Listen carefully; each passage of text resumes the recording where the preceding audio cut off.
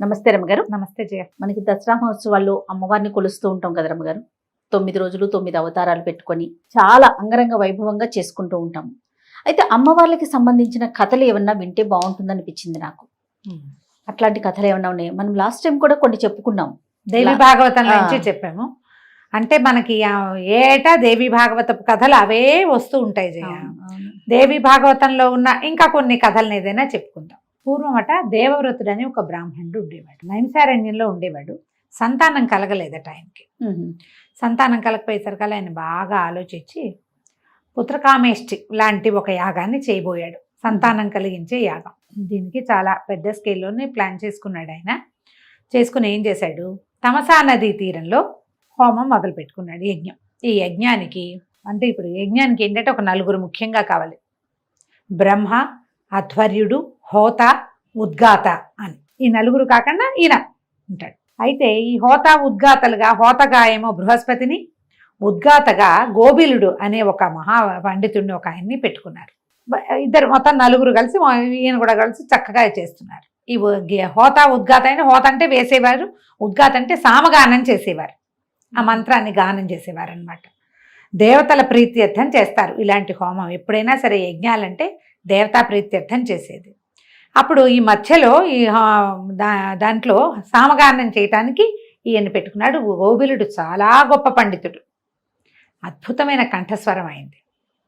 మధ్యలో సామగానం చేస్తున్నాడు. దేవతలందరూ పరివేష్టించి ఉన్నారు, కూర్చునున్నారో ప్రత్యక్షంగా ఆకాశంలో వింటున్నారో. ఆయన సామగానం చేస్తుంటే ఎంత బాగుందోట. అయితే అదేంటంటే సామగానం చాలా ఎక్కువసేపు ఊపిరి బిగబట్టి చేసేది. ఊపిరి బిగబట్టి చేయగా చేయగా చేయగా ఎప్పుడో ఒకసారి పట్టు కుదరక స్వరం తప్పింది. తప్పేసరికల్లా ఈ దేవవ్రతుడు ఈయన ఏం చేశాడు, ఒరే దుర్మార్గుడా, మూర్ఖుడా, ఇంత పని చేస్తావా? నేను సంతానం లేక సత్సంతానం కోసం ఇంత పెద్ద యజ్ఞం నేను చేస్తూ ఉంటే అపస్వరం పలుకుతావా? పాపం కావాలని చేయలేదు. చేయకపోయినా సరే ఉద్రేకం వచ్చేస్తుంటే తప్పు తప్పు అనవా మనం? ఉద్రేకంగా అన్నాడు. మూర్ఖుడవే నువ్వు, ఇట్లాంటి తప్పు చేసావు. నా వ్రతం, నా యజ్ఞం ఎట్లా సఫలమవుతుంది? దేవతలు ఎట్లా ప్రీతి పొందుతారు? సర్వనాశనం చేసేలాగా ఉన్నావే నువ్వు అన్నాడు. అనేసరికి ఒక్క తప్పు పడేసరికి ఆయన ఆగిపోయాడు. ఆయన కంటిన్యూ చేయలే. గోబిలుడు ఆగాడు. ఆగి ఎప్పుడైతే ఇట్లా దూషించబడ్డాడో ఆయన తిరగబడిపోయాడు. ఎవరెవరా, నన్ను మూర్ఖుడంటావా?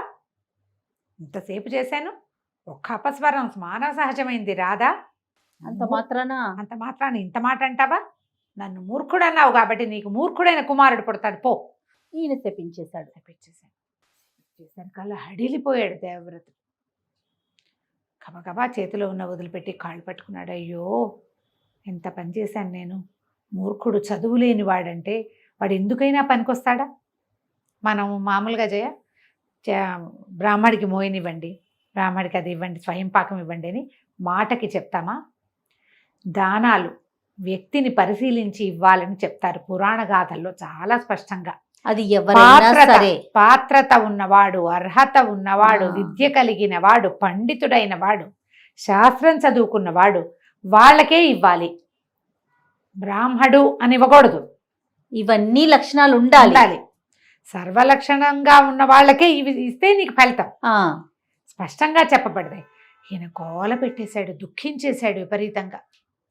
అయ్యో, కనీసం దద్దినపు భోక్తకి కూడా పనికిరాడు కదా, పితృయజ్ఞంలో కూడా పనికిరాడు, మూర్ఖుడైన వాడు, చదువు లేనివాడు, ఎక్కడా పనికిరాడు. నేను ఇంత యజ్ఞం చేసి అలాంటి కుమారుణ్ణి పొందేది. అయ్యో, నేను ఇంత పొరపాటు చేశాను, ఎంత మాట అన్నాను, ఎంత మాట అనిపించుకున్నాను అని తెగ దుఃఖించాడు. మిగిలిన వాళ్ళంతా ఏమీ చేయలేకపోయారు. గృహస్థి ఇంత మాట అనేశాడు, ఆయన తిరగబడిపోయాడు. ఎవరు ఏం సహాయం చేయలేరు. ఎవరు శాపం పెట్టారో వాళ్ళు మరల్చగలరు. ఇక గోబిలుడి కాళ్ళు పట్టుకుని విపరీతంగా యజ్ఞం ఆగిపోయింది. ఈ దేవవ్రతుడు ఏడ్చేస్తున్నాడు. గోబిలుడు కూడా కష్టంతో వచ్చింది. అయ్యో, ఇంత ప్రయత్నం చేసుకున్నాడు కదా, యజ్ఞం అంటే చిన్న పనే. అదే కదా, ఒక చోట యజ్ఞం చేయాలంటే దానికి సంవత్సరం 2 ఏళ్ళు పని చేయాలట. ఓ ఏడాది పాటు దాన్ని తవ్వి 2 పంటలో 3 పంటలో పండాలి ఆ భూమిలో. అట్లా పండిన భూమే పనికొస్తుంది యజ్ఞానికి. ఇంత శ్రమపడి చేసి పాపం ఇలా అయింది అని ఈయన మనసు మరల్చుకుని, మూర్ఖుడైన వాడైనా పరమేశ్వరి అనుగ్రహం లభిస్తుంది వాడికి. అనుగ్రహంతో గొప్ప కవి అవుతాడులే నీ కొడుకు, మనం యజ్ఞం పూర్తి చేద్దాం పట్టని. సరే మిగిలిన వాళ్ళందరితో కలిసి యజ్ఞాన్ని పూర్తి చేశాడు.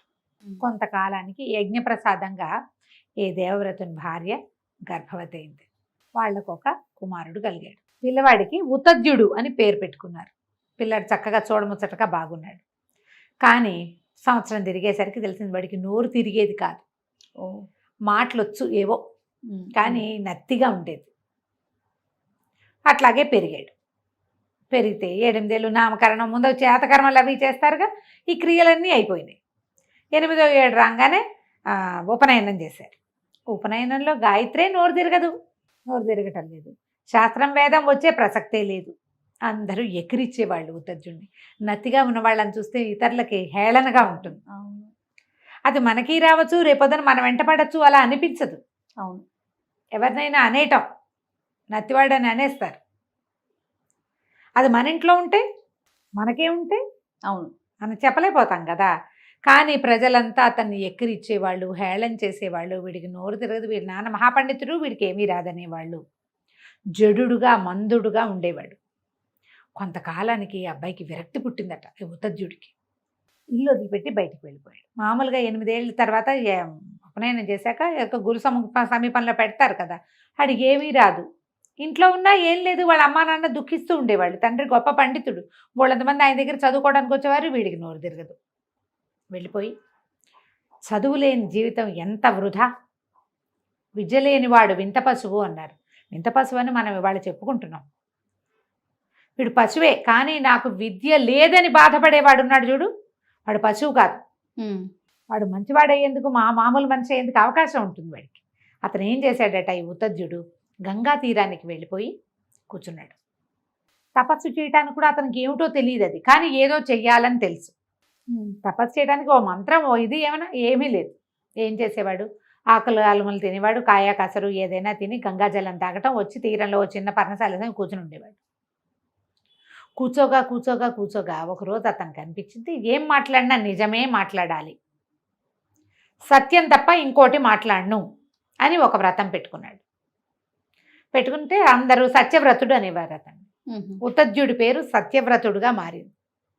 అయితే ఏమైందట, ఈ రెగ్యులర్గా ఈ గంగా తీరంలో తపస్సులాగా కూర్చుని ఉండేవాడు కదా. అట్లా కూర్చునే ఉండేవాడు. ఒక వెలుగు వచ్చింది అతని మొహంలోకి. ఒకరోజు ఏమైందట, ఒక కిరాతుడు ఒక వరాహాన్ని వేటాడడానికి వచ్చాడు. ఆ వరాహానికి దెబ్బ తగిలి, చిన్న దెబ్బ తగిలింది, బాణం తగిలింది. కానీ అది ఆ బాణపు దెబ్బకి కంగారు పడుతూ ఈయనున్న ఆశ్రమం వైపుకి దూరిపోయింది లోపలికి. అది మూలుగుతుంది చూడు, నొప్పితో మూలుగుతుంది.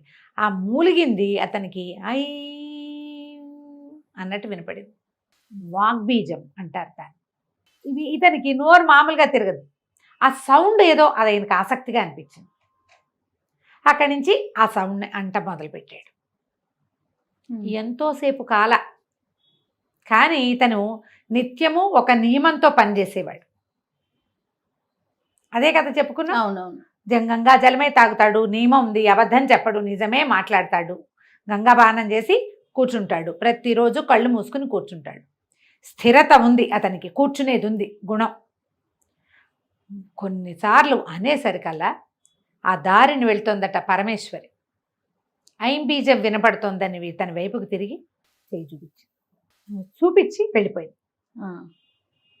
బీజానికి ఆకర్షితురాలైంది, ఐంబీజానికి.